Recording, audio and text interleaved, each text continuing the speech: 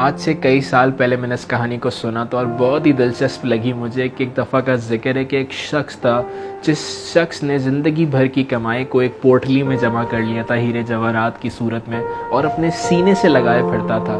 جب اس گاؤں میں وہ پھرا کرتا تھا لوگ اس سے پوچھتے تھے اس کا کیا کرو گے، ہمیں دے دو، تو وہ شخص کہتا تھا میرے دل میں ایک سوال ہے اور جو میرے سوال کا جواب دے گا تو میں اس شخص کو ساری دولت دے دوں گا۔ تو لوگوں نے پوچھا وہ کیا سوال ہے؟ وہ کہتا ہے میرے دل کے اندر سکون نہیں ہے، میں سکون کی تلاش میں نکلا ہوں، جو شخص مجھے بتائے گا نا کہ دل میں سکون کیسے آتا ہے اور کس طرح میری زندگی میں سکون آئے گا، اس شخص کو میں اپنی ساری دولت دے دوں گا۔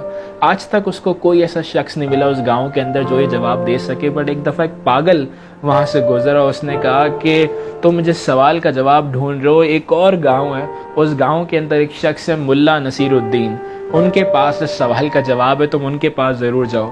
ویسے تھا تو وہ پاگل، لیکن اس نے کہا شاید پاگل بھی شاید کوئی کام کا پتہ بتا رہا ہو، تو وہ شخص اس گاؤں چلا گیا جہاں ملا نصیر الدین رہا کیا کرتے تھے۔ جب وہ اس گاؤں میں پہنچا تو کسی سے پوچھا کہ ملا نصیر الدین کہاں پر ہے، تو کسی نے کہا وہ درخت جو تم دیکھ رہے ہو اس درخت کے پاس ملا نصیر الدین بیٹھے ہوئے، جا کے ان سے پوچھ لو۔ جب اس درخت کے پاس پہنچا تو دیکھا ملا نصیر الدین درخت کی ایک شاخ پہ بیٹھے ہوئے، اور اس شخص نے جا کے کہا کہ میرے پاس ایک سوال ہے، میں سکون کی تلاش میں آپ کے پاس آیا ہوں، میں جاننا چاہتا ہوں کہ سکون کیسے آتا ہے۔ تو ملا نصیر الدین پوچھتے ہیں تم سینے سے کیا لگائے وہ؟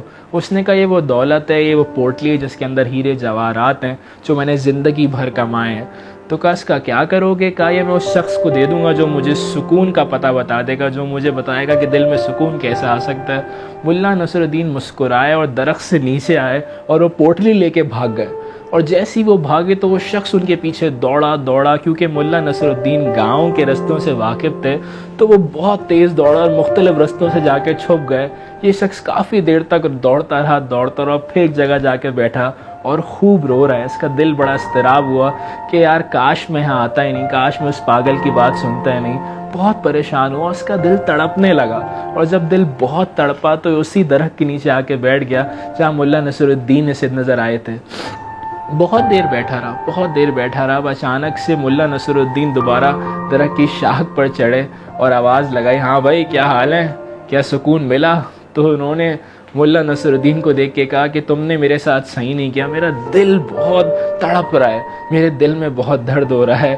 تو فوراً وہ پوٹلی پیسوں کی ملا نصیر الدین نے اوپر سے پھینکی، اور جیسی وہ پوٹلی اس سے ملی اس نے فوراً سینے سے لگا لی اور ایک گہری سانس لی اور کہا ہاں مجھے واقعی میں سکون مل رہا ہے۔ ملا نصیر الدین نے پوچھا کیا تمہیں واقعی میں سکون مل رہا ہے؟ اس نے کہا ہاں مجھے واقعی میں سکون مل رہا ہے۔ اکثر ہماری زندگی میں بہت ساری چیزیں ایسی ہوتی ہیں جو کہ ہمارے پاس ہوتی ہیں، بٹ جب تک وہ ہم سے جدا نہ ہو جائے نا ہم اس کی اہمیت کو نہیں جان پاتے۔ وہ ایک بڑا اچھا جملہ ہے، ہم میں سے کسی کا مرنا بہت ضروری ہے تاکہ دوسرے زندگی کے مقصد کو سمجھ سکیں۔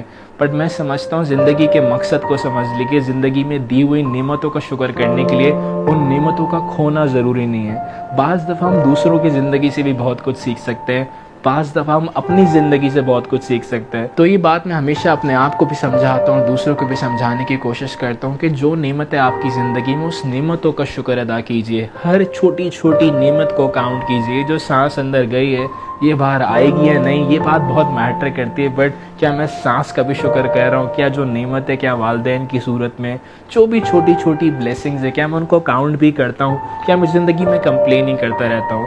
جس انسان کی زندگی میں گریٹیٹیوڈ ہوتا ہے، تھینک فلنس ہوتی ہے، اور انفیکٹ جو اپنے دن کا آغاز گریٹیٹیوڈ سے کر رہا ہوتا ہے، اس انسان کی زندگی میں فیصلے، اس کے ڈیسیجنز، اس کی ایموشنل سٹیٹ بہت بہتر ہو جاتی ہے۔ تو اس کہانی کا پیغام یہی ہے کہ زندگی میں جو چیزیں آپ کے پاس ہے ان نعمتوں کا شکر ادا کرنا سیکھیے۔